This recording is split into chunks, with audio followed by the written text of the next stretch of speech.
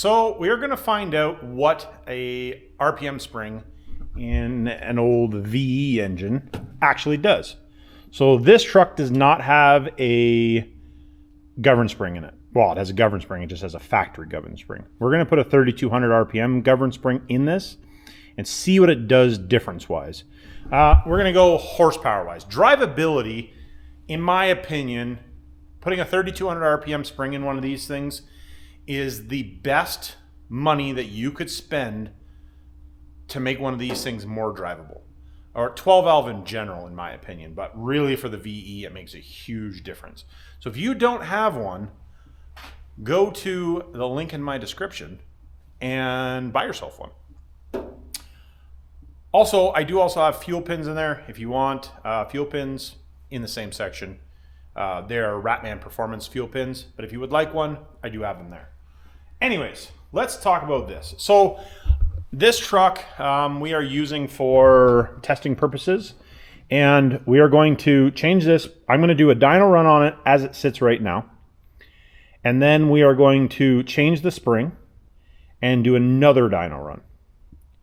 And maybe I've been kind of doing 2, maybe 3 pulls per, just to see what our average is, kind of idea. I think on the last test we did 2. Yeah, we did 2. But I do need to put some fuel in this because it's low in fuel. I'll do that before I do the run, just so we're not skewing anything. But I did want to mention, doing one of these is not complicated. You do need a few tools and a few little, maybe tips and tricks kind of idea. But what I'm going to do, instead of showing you guys on here, we're going to do the couple dyno runs of the truck. I'll switch the spring out. But what I'm going to do is I'm going to show you on a different pump. So let's do the dyno runs, and then of the stock spring, and then I'll take you over to the pump. We'll swap the pump out, or swap the spring out in the other pump. I have just a core pump. I'll show you that. The reason I want to do that is I can actually show you, what am I trying to say here? Basically, I want to be able to show you a little more in depth. When it's on the truck, it's a lot harder for you guys to see. I already know what I'm doing, so I don't need to see. But I just wanted to show you on a pump, and if you have problems, how you can fix your problems, that type of stuff. So let's do the dyno runs, and I'll go over to the pump and show you on the pump. Test before the spring.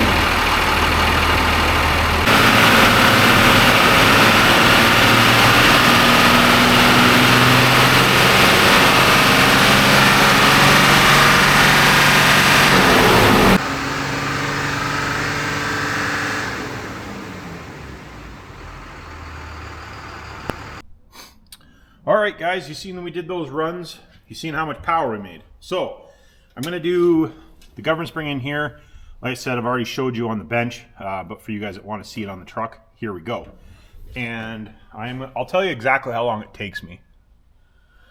I honestly don't know if I've ever timed myself and how much I have to curse at it. So anyways, this is the automatic that I was talking about. This has your throttle position sensor on it.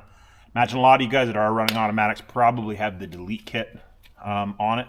Something I may offer, so I've had a few guys around here ask about the kit. All right, just to let you guys know, I did this in a separate video for the actual pump, just the pump on the bench. It was going to make the video too long to do it as one. So at the end of this video, I will put a link to that video. So if you want to see that full in-depth video for doing the spring, just watch until the end of the video. You will see that there. Go ahead and see that for you guys that are interested in watching that. And for you guys that are interested in how long it did take me to do this, it was just a touch over 28 minutes from start to finish. But do take in consideration, I have done a bunch. So take yourself a couple hours for it.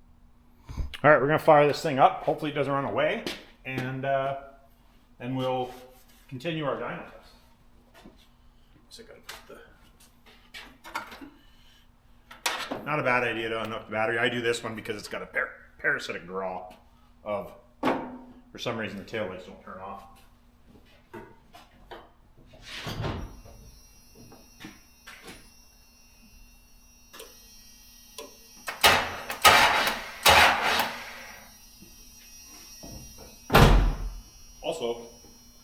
forget your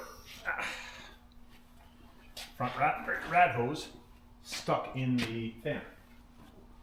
Zabby that.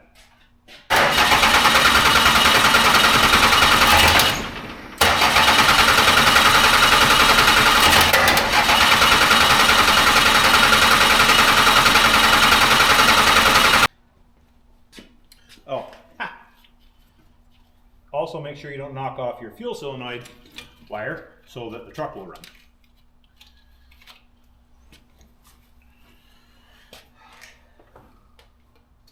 Oh, if nothing else, the pump should be primed.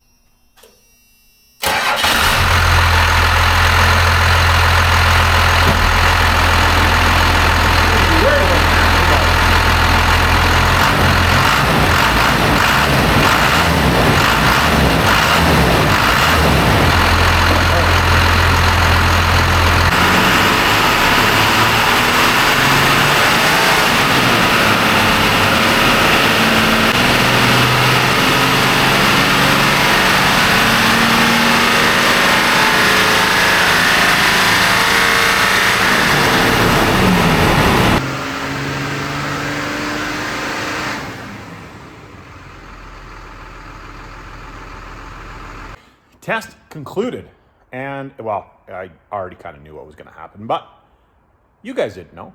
So as you guys seen, we made more power with the governor spring. There's a couple reasons for that. One, obviously you're carrying your RPM out longer, so you tend to make more power when you carry your RPM longer, but also in the short term, the first 1,000 RPM, there is a little bit more drivability. And that's actually what I like about the governor spring. And then obviously being able to go faster is nice too. So let's go look at the dyno results. I printed them off and my printer is out of ink. So I have to go get some ink for my printer. Because apparently, I don't know why, every printer has to have a different ink. I have a black, but I don't have the color. So I have to get some color. But anyways, here or there. So first two runs, we got 199 and 200, and they are within 50 RPM horsepower or RPM wise. I'm more than happy with that. Torque is roughly the same as well. I don't know. I don't think I would believe the torque though, because I think I have the it's set up when I was doing it in overdrive still. So disregard the torque numbers on that, but just thought I'd mention that. Now, if we go, so that's without the RPM spring, factory governed spring. And then when we go into the other governed spring, we're making like 12 horsepower, 13 horsepower more. Oh, I guess 12 horsepower, well, almost 13. Anyways, let's say 12 horsepower, more horsepower. And something that I want to show, obviously we're making more power because it's peak power, right? We're making it out here, which the other spring is not going to do that because it can't, because you're not revving that high. But something that I want to show you right in here. So what I'm going to do is I'm going to liven up this one and this one. Let me see which one's the best colors here. Yeah, so this one is with the new governor spring, the 3,200 RPM governor spring. I turn the other one on without it. See, disregard this piece here because that's when we first start. But see here where your line comes up, and that's where your 3,200 RPM spring actually makes a difference, in my opinion, is it comes online a little bit faster. So like 1,000 to 1,200, maybe even 1,400 RPM in this range here, you get more power. I don't know if my finger might have screwed that up here. But yeah, in this range, you're getting more RPM, or I should say faster RPM, not more RPM, but faster RPM in here. And that's the reason I like the governor spring. And obviously, you can rev it up higher, which is nice. And both of those second runs have that same, they're almost identical to each other as far as the rollover on it. So just thought I would mention that to you guys. Like I said before earlier in the video, if any of you guys are interested in buying that stuff and you're obliged to buy it from me, if you check out the website, I have all the stuff that I was talking about listed on the website. Plus, I am constantly putting new stuff on the website. I am also taking some products off the website because some of the stuff, a couple of our suppliers in Canada are no longer in Canada. So one of them is not dealing with Canadians anymore, and then the other one is will deal with us. We have to ship it in, and then the stuff into the States will be able to deal with that. But anyways, if you like this video, check out the next one.